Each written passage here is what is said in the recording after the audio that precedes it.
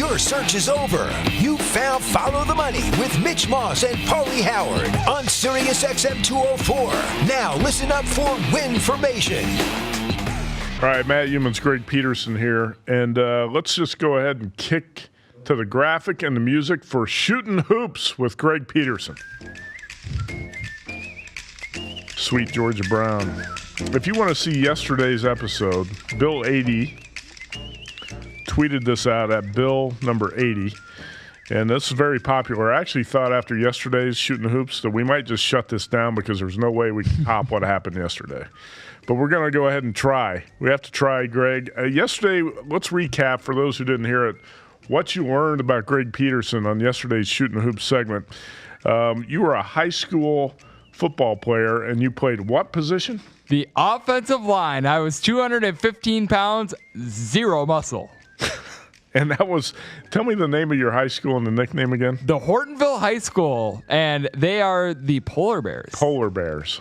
That's the real nickname. Polar Bears, eat them up. All right, so you were a bowler for 3 years. That was your main sport, right? Bowling? Yes, it was. I wound up doing some college bowling as well for 2 years at the good old University of Wisconsin-Oshkosh. Wow, so you were a college athlete, huh? Athlete being used very, very loosely. All right, we also found out that you cried when your girlfriend dumped you. Yep. That was last year. Yep. And that your first car was a red minivan? 2000 Chevy Venture. I called it the man van. All right, let's get started with today's episode of Shootin Hoops. And I like to start this off with a basketball question. So I'm going to go back to Pete Maravich. Tonight, LSU plays Kentucky. I think Pete Maravich, one of the fascinating figures in sports history, the NCAA all-time leading scorer in terms of average. Do you know what he averaged in his career at LSU? Was it 42 points per game? Man, you're pretty good. You're pretty good, Hoops. 44.2 points a game, Pistol Pete Without Maravich. A three-point line, by the way. That's amazing, isn't it? If they would have had a three-point line, some people say that he would have averaged 50 a game. People make such a big deal about Russell Westbrook and James Harden. Watch Pete Maravich and Wilt Chamberlain. Okay? Absolutely. Pete Maravich and Wilt Chamberlain back in the day, they were doing it without a three-point line. They were doing it with very, very limited rules as well. You've studied history. You have not really watched much of these guys because you're only, 25 and a half years old? I cannot say I've ever seen Pistol Pete in person. Right. But you've watched tape? Oh, I certainly have. All right, so let's go back. You were a bowler. Did you ever roll a 300 game? I've never bowled a 200 or 300, but my best is a 289. And in competition, I had a 264 in a WIEC competition tournament against the University of Wisconsin Whitewater, the arch nemesis of the UW Oshkosh Titans. I was very proud of that one. Wisconsin Intercollegiate Athletic Conference? What is it? Yep. WIAC, Wisconsin Intercollegiate Athletic Conference, and then for Wisconsin bowling, it's WCBC, Wisconsin Collegiate Bowling Conference. That's pretty good. So 289 is your highest, 264 in actual competition, huh? Correctamundo. Did you go to the high school prom? I did go to high school prom. I was actually prom king runner-up for junior prom. The reason why I lost is because the person I was going against was paying everyone $1 to vote for him, and I'm not about that. You got to be very, very transparent. You have to do things the correct way. I was not going to pay for votes, and thus I lost. That's not a real story. It's a real story. Gerjong paid everyone $1 to vote for him. Who? Gerjong. How do you spell that? G-E-R is how you spell the first name. And the last name's Jong. Yep. And he was paying people $1? He paid people $1 to vote for him. That's the reason why I lost out on that competition. Still bitter to this day. Why didn't you just come over the top with $2? Because why pay for votes? You have to do it the right way. If you don't do it the right way, you don't deserve to win. Okay. What can you tell us about your prom date? I didn't have a prom date. I went solo.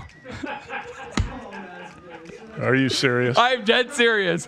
I had no prom date whatsoever. I had a nice tux. I had a nice blue vest. I asked a couple people to prom. Got shot down in a blaze of glory.